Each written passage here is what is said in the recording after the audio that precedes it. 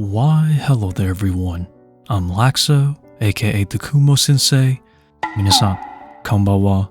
よろしくお願いします。And today I'm going to be feeding my females that I'm prepping up for breeding. And yeah, it's very straightforward. And the first one you're seeing right now is my Monocentropus balfouri. So this Monocentropus balfouri female that you're seeing is my most recent female to mature out. So it is going to be her first time meeting a male pretty soon. And I may pair this female before Friday, so if we're lucky, this may be for Friday's video in terms of this female being paired, and if not, then relatively soon. And also, I do have some Monocentropus balfouri specimens that are starting to mature out that are female, but I'm not really in a hurry to actually grow them out, because as I stated in the past, I already do have quite a bit of Monocentropus balfouris already, so I'm not really too much in a hurry in terms of growing those out. So there really isn't much going on this week, to be honest. So for Friday's video, if there's not a video posted, it really just means that I didn't pair my balfouri and that nothing really happened this week, because this week there really isn't much I need to do, but let us wait and see.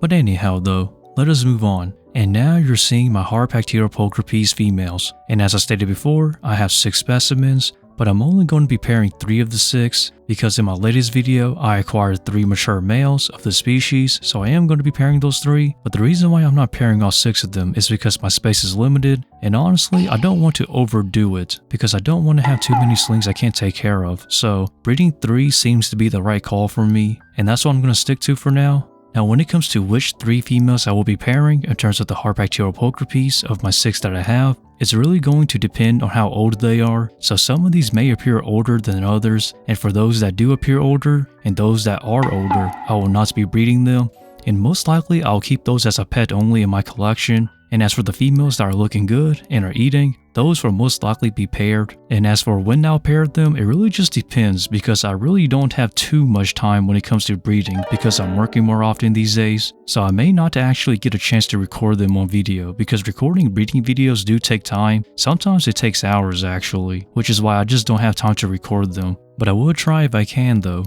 And now I would actually like to use this time to answer a comment that came in recently, basically stating that my enclosures are terrible, they're small, and that I'm a really bad tarantula keeper. And I'm going to re-clarify this because I did clarify this in the past, but I do get new viewers onto the channel, so allow me to explain. I actually keep my tarantulas sort of like a rack system that you'll see with ball pythons, leopard geckos, and pretty much anything in the exotic pet trade that does have a rack system, or a breeding rack system that is. And a lot of people would think that we keep our tarantulas permanently in these type of enclosures, but in reality, we're constantly moving tarantulas in and out of our collection. So what I'm saying is that as a tarantula breeder, you're always going to be selling, moving, trading, and pretty much getting things in and out of your collection. So you're not going to be keeping a lot of these tarantulas permanently, because our goal as a tarantula breeder is to produce slings for you hobbyists. So we're constantly in a flux of actually moving things in and out of our collection. Our job is to actually provide you hobbyists with specimens that you can actually care for, not for us to hoard tarantulas.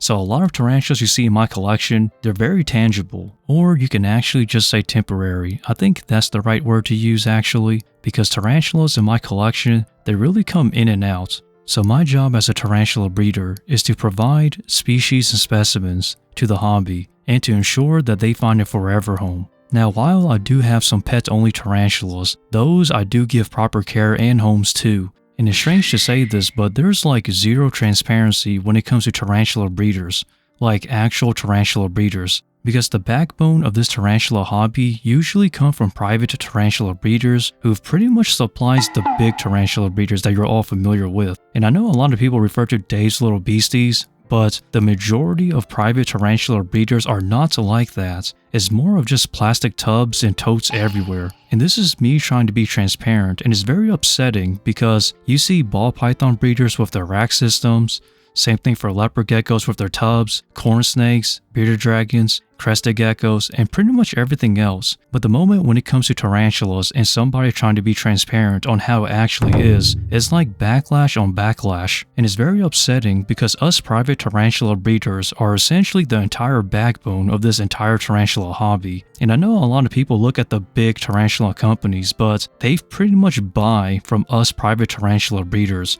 And as a matter of fact, those big tarantula companies and businesses that you're buying from most likely bought from us.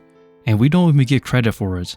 But the reason why we do it is because we love this hobby. So essentially, what I'm showing you viewers is essentially what an actual tarantula breeder is like. No fancy enclosures, no over-the-top editing. It's just me trying to be transparent here. But I really do hope that someday we can actually show some transparency between us tarantula breeders and you regular hobbyists. But overall though, that's just me reclarifying things again.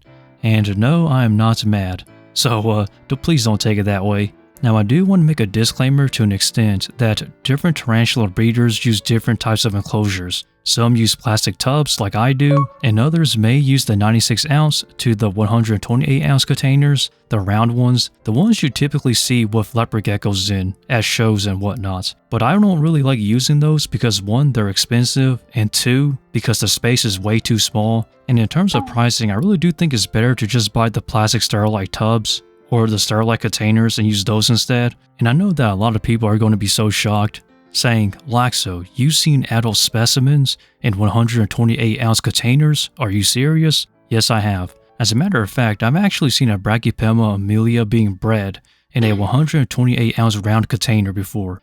Same thing with somebody pairing a Brachypelma auratum in one of those. And honestly, I'm surprised how they're able to do it in such small spaces, or small enclosures that is. But I do hope that you viewers can actually see somebody's private tarantula breeding collection someday. And I would advise seeing more than one person's private breeding collection because some people may have better or worse care than others. Overall though, I do want people to actually go out and meet your local tarantula breeders and your private tarantula breeders, if you can find them that is, because they're relatively private about their own personal lives, but if you can reach out to them, that would be great. But I guess I'll call this a video for today. So, as the typical, please feel free to like, comment, and subscribe to stick around. I upload every single Tuesday and Friday here on this channel, and also support me on my social medias such as my IG and Patreon. Shout out to my Patreon members such as Cal for keeping my spiders fed. And with that, stay lax and Laxow out from the Kumo Sensei.